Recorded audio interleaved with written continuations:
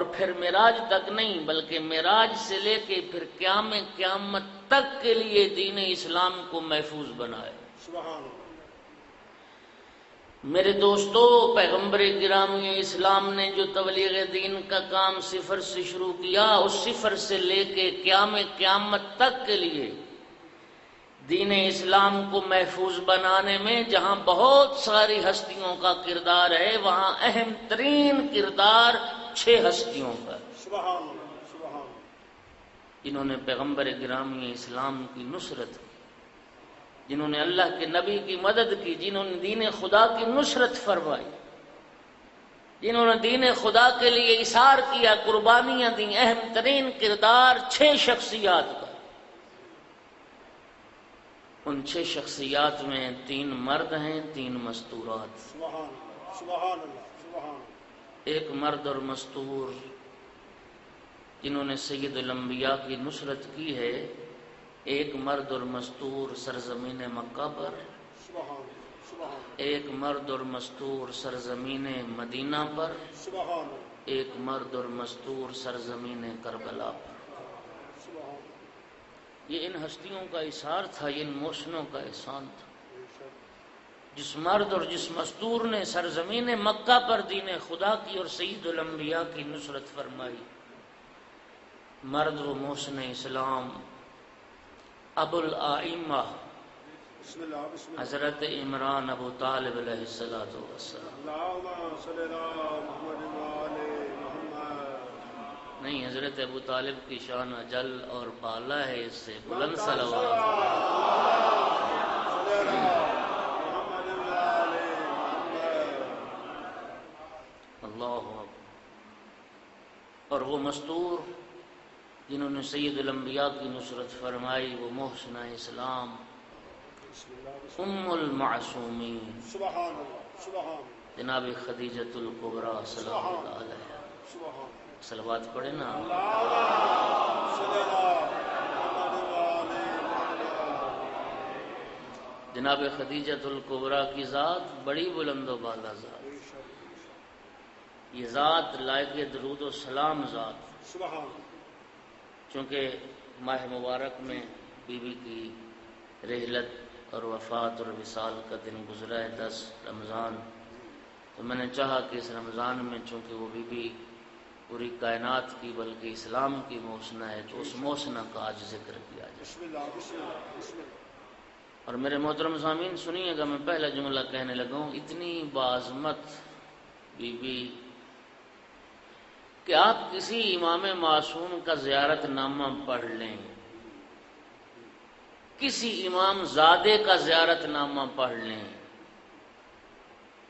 زیارت پڑھتے ہیں نا امام معصومین کی، کسی معصوم کی، کسی امام کی زیارت کو آپ پڑھیں، کسی امام زادے کی زیارت کو پڑھیں، شاہ عبد العظیم کی زیارت کو پڑھیں، جناب معصوم قم کی زیارت کو پڑھیں، کسی امام یا کسی امام زادے کی بارگاہ میں تمہارا وہ سلام اس وقت تک مکمل نہیں ہوتا جب تک خدیجۃ الکبریٰ کی ذات پہ سلام نہ پڑھا جائے، سبحان اللہ، سبحان اللہ، سبحان اللہ، جب تک بی بی کی بارگاہ میں سلام پیش نہ کیا سبحان جائے، اللہ، سبحان اللہ۔ جب تک جناب خدیجۃ الکبریٰ کی ذات پہ سلام نہ بھیجا جائے، کسی امام کی بارگاہ میں بھی وہ سلام اور وہ زیارت مکمل نہیں ہوتی۔ سبحان اللہ۔ اور صرف تیرے میرے سلام نہیں، خدا جانتا ہے، روایت کہتی شب معراج جب سفر معراج سے پیغمبر واپس پلٹنے لگے، جبرائیل حاضر خدمت ہوئے تھے۔ جبرائیل نے عرض کی تھی، یا رسول اللہ آپ زمین پہ تشریف لے جا رہے ہیں، اللہ رب العزت کی طرف سے ایک پیغام ہے۔ سرکار نے فرمایا کہو کیا پیغام ہے؟ جبرائیل نے عرض کی، یا رسول اللہ خدا فرماتا ہے آپ سفر معراج سے واپس جا رہے ہیں زمین پر، خالق فرماتا ہے میری طرف سے خدیجہ کو سلام کر۔ سبحان اللہ، سبحان اللہ۔ یہ عظمت، نعرہ حیدری۔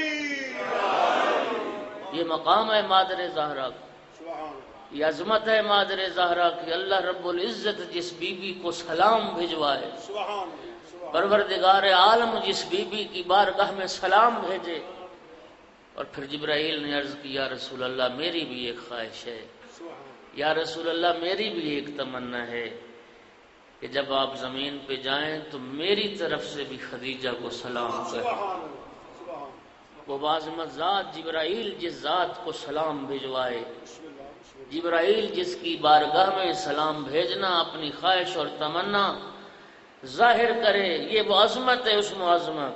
سبحان اللہ سبحان اللہ اس لیے کسی شاعر نے بڑے خوبصورت دو مصرے کہے تھے، تجسیم رسالت میں بس دو ہی تو چیزیں، سبحان اللہ یہ جو رسالت مجسم ہوئی، تجسیم رسالت میں بس دو ہی تو چیزیں ہیں، ایک مال خدیجہ کا، ایک خون ابو طالب۔ ایک مال خدیجہ کا، ایک خون ابو طالب۔ سرزمین مکہ پر جس مرد اور مستور نے دین خدا کی، سید الانبیاء کی نصرت کی، کسی مرد کے بیٹے نے سرزمین مدینہ پر، کسی مستور کی بیٹی نے سرزمین مدینہ پر دین خدا کی نصرت، اور جس مرد اور مستور نے سرزمین کربلا پہ دین خدا کی نصرت کی، کسی مرد کا وہ پوتا تھا، سبحان اللہ سبحان اللہ کسی مرد کا وہ پوتا تھا، کسی خاتون کا وہ نواسا تھا۔ علامہ علی نقی نے بڑی خوبصورت بات لکھی، وہ فرماتے ہیں کہ دنیا رواداری میں کہہ دیتی ہے کہ بنی ہاشم کی قربانیاں، فرمایا نہیں، سب اولاد ابو طالب کی قربانیاں، ساری کی ساری اولاد ابو طالب تھی جو کربلا میں دین پہ قربان ہوئی۔ تاریخ رواداری میں بنی ہاشم گئے تھی، ملکۃ العرب تھیں، سیدۃ القریش، سیدۃ القریش۔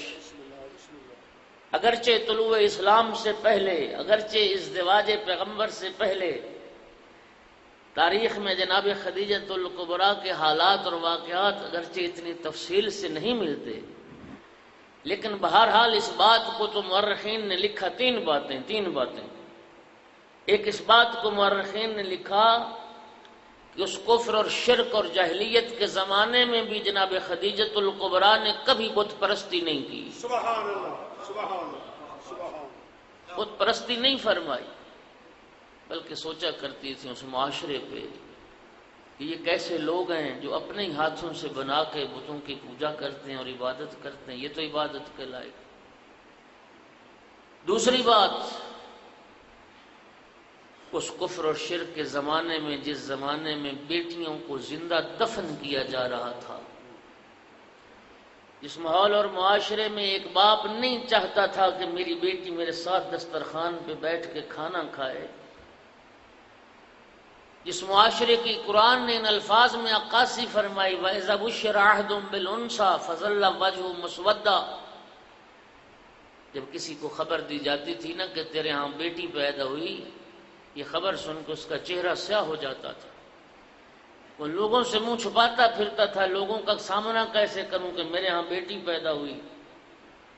اس فسق و فجور اور گناہ کے ماحول میں بھی جناب خدیجۃ الکبریٰ کا گھر کمزور اور ضعیف اور مظلوم لوگوں کے لیے ایک جائے پناہ کی حیثیت رکھتا تھا۔ سبحان اللہ روایت میں لفظ موجود ہے، مورخین نے اس روایت کو ذکر کیا، میسرہ غلام تھا بی بی کا، آ کے عرض کی، اے سیدۃ القریش، دروازے پہ کوئی مستور کھڑی ہزاروں قطار رو رہی ہے، رو رو کے اس کی آنکھیں سوج چکی، ایک چھوٹی سی گٹھڑی بھی اس نے اٹھا رکھی ہے اور آپ سے وہ ملنا چاہتی۔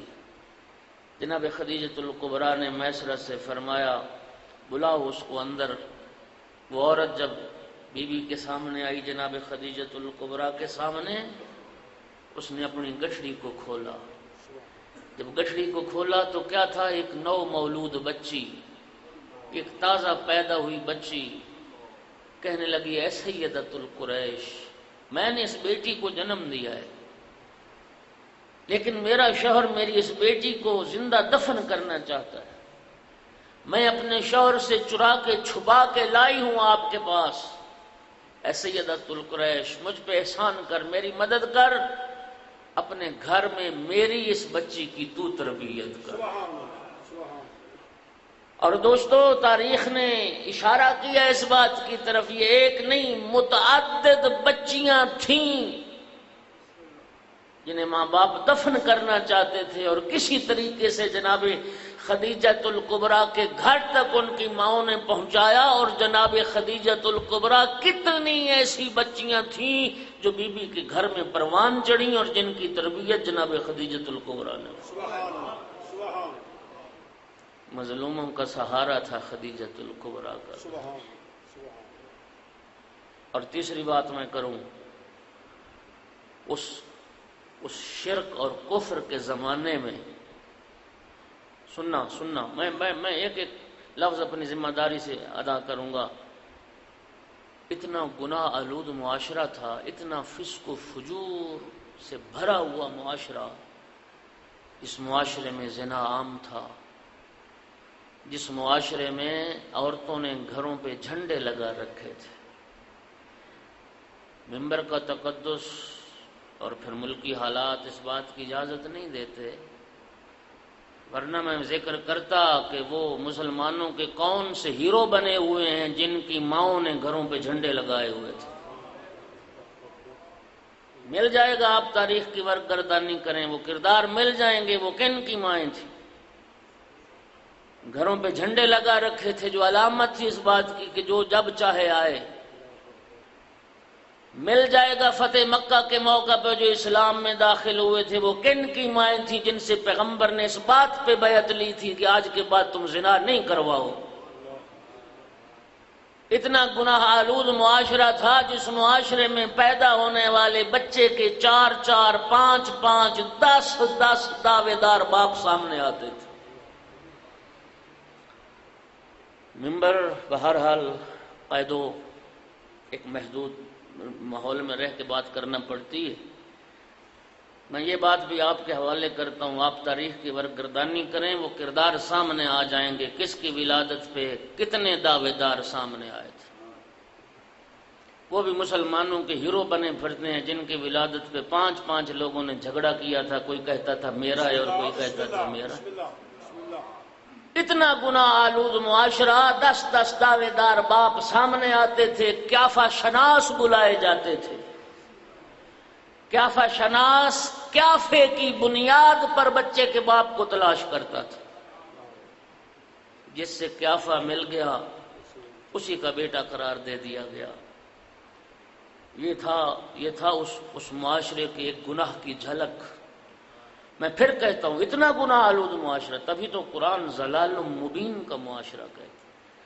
قرآن جس معاشرے کو کھلی گمراہی کا معاشرہ کہتا ہے، جس معاشرے میں عورتوں نے گھروں پہ جھنڈے لگا رکھے ہوں، جس معاشرے میں زنا عام ہو، جس معاشرے میں پیدا ہونے والے بچے کے 10 10 دعوے دار باپ سامنے آتے ہوں، رب کعبہ کی قسم کھا کے کہہ رہا ہوں، ایسے ماحول اور معاشرے میں بھی لوگ مادر زہرا کو طاہرہ کے لقب سے یاد کرتے ہیں۔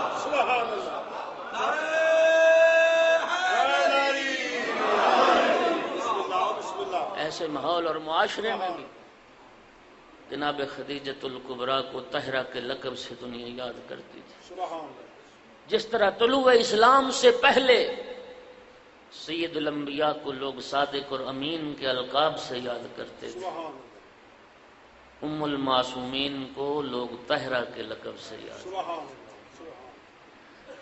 اور دوستوں میں عرض کروں، یہ تاریخ کا ستم ہے مادر زہرا کے ساتھ، یہ مورخین کا ظلم ہے اور مورخین کی ناانصافی مادر زہرا کے ساتھ، کہ جنہوں نے یہ لکھا کہ سرکار دو عالم کی زوجیت میں جب بی بی آئیں تو جناب خدیجۃ الکبریٰ پہلے 2 شادیاں کر چکی تھی، بیوہ تھی، 2 شادیاں کر چکی تھیں، 2 شوہر گزار چکی تھیں، ان سے اولاد بھی تھی، اور 40 سال عمر تھی جب سرکار کی زوجیت میں آئیں۔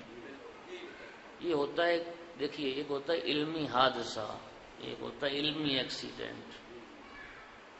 آپ دیکھتے ہیں نا، موٹر وے چونکہ ایک تیز رفتار، وہاں پہ ایک تیزی سے گاڑیاں چلتی ہیں، خدا نہ کرے موٹر وے میں کسی ایک گاڑی کو حادثہ پیش آ جائے تو پھر وہ ایک گاڑی برباد نہیں ہوتی، پیچھے کئی گاڑیاں، اور ایسا خبروں میں آیا، دیکھا گیا، سنا گیا کہ ایک حادثے کے نتیجے میں 22 گاڑیاں برباد ہو گئی۔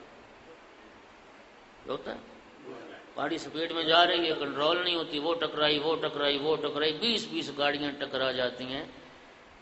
علمی حادثہ بھی ایسے ہوتا ہے، کسی ایک نے خباثت اور خیانت سے کوئی بات پہلے لکھی، پھر بعد میں جتنے آئے بس اسی کو دیکھ کے لکھتے چلے گئے کہ اس نے لکھا اور اس نے لکھا اور اس نے لکھا۔ یہ علمی حادثہ ہے۔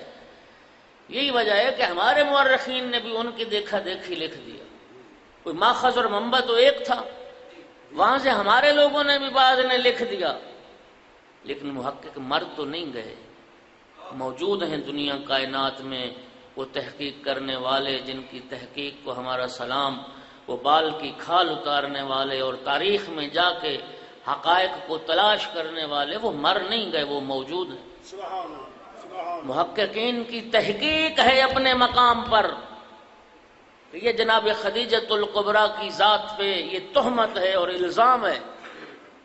محققین کی تحقیق بڑی قابل قدر تحقیق، میں عصر حاضر کے علماء میں سے علامہ ذیشان حیدر جوادی کا نام لے سکتا ہوں، ان کی آپ تالیفات کو پڑھ سکتے ہیں۔ وہ فرماتے ہیں کہ زیادہ سے زیادہ عمر مبارک جناب خدیجۃ الکبریٰ کی 28 سال تھی، زیادہ سے زیادہ